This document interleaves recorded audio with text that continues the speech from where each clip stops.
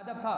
پھر پڑھیے عیون الحکایات، وہاں ایک بزرگ محمد بن حرب ہلالی علیہ الرحمہ وہ فرماتے ہیں میں روزہ رسول صلی اللہ علیہ وسلم پہ حاضر تھا، وہاں پہ ایک شخص، ایک اعرابی، ایک دیہاتی، وہ رسول اللہ صلی اللہ علیہ وسلم کی مدار انوار پر آیا۔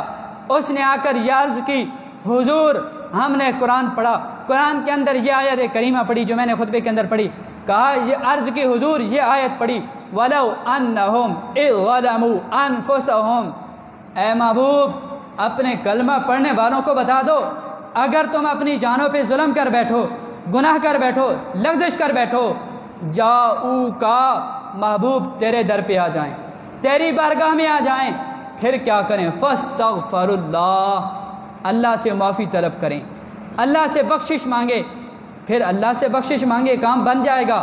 نہیں، یہاں تک کام نہیں بنے گا۔ قرآن عرض کر رہا ہوں، شک کی کوئی گنجائش نہیں، یہاں کوئی اور خیالات جو ہے جنم لینے کی ضرورت نہیں ہے۔ قرآن پڑھ رہا ہوں، کہا وَاسْتَغْفَرَ لَهُمُ الرَّسُولُ، تم آ کر دعا مانگو میرا محبوب بھی تمہاری سفارش کر دے، میرا محبوب بھی تمہاری سفارش کر دے۔ جب میرا محبوب سفارش کرے گا تو پھر کیا ہوگا؟ یہ بھی قرآن کے الفاظ ہیں، فرمایا لَوَجَدُ اللَّهَ تَوَّابًا رَحِيمًا، اللہ رب العالمین کو توبہ قبول کرنے والا پاؤ گے، اللہ کو توبہ قبول کرنے والے پاؤ گے۔ عرض کی حضور یہ ہم نے آیت پڑھی، آج میں آپ کے در پہ حاضر ہوں، اور اس نے عربی کے اندر یہ شعر پڑھے یا خیر من دفنت، حضور آپ جو ہے بالقائے اعظمہ، آپ اتنے عظیم جگہ کے اندر، عظیم بطن اظہر کے ساتھ یہاں دفن ہیں، یہاں موجود ہیں۔ اس نے کیا عرض کی؟ روح الفداء لقبر انت ساکنہ، حضور میری جان آپ پہ قربان ہو جائے اس جگہ پر جہاں آپ آرام فرما ہیں۔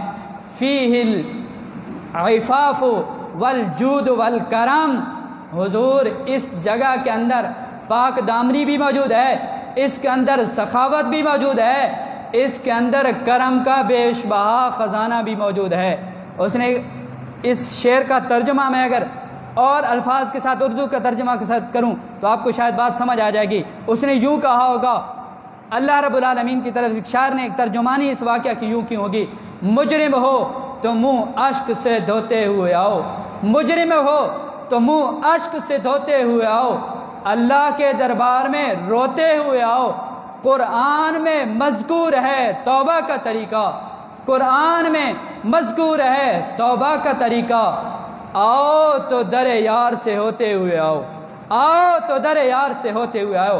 محمد بن حرب ہلالی علیہ الرحمہ فرماتے ہیں وہ شخص یہ مناجات کرتا رہا، یہ دعائیں کرتا رہا، وہ چلا گیا، تھوڑی دیر گزری، میری آنکھ لگی، ادھر ظاہری آنکھ لگی، ادھر دل کی آنکھ جاگ گئی، ادھر بخت مقدر عروج پر پہنچا، مجھے آنکھ لگی، نبی علیہ الصلوۃ والسلام نے خواب میں زیارت سے مشرف فرما دیا۔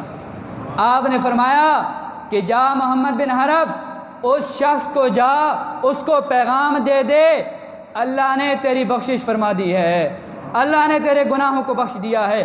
آج بھی اگر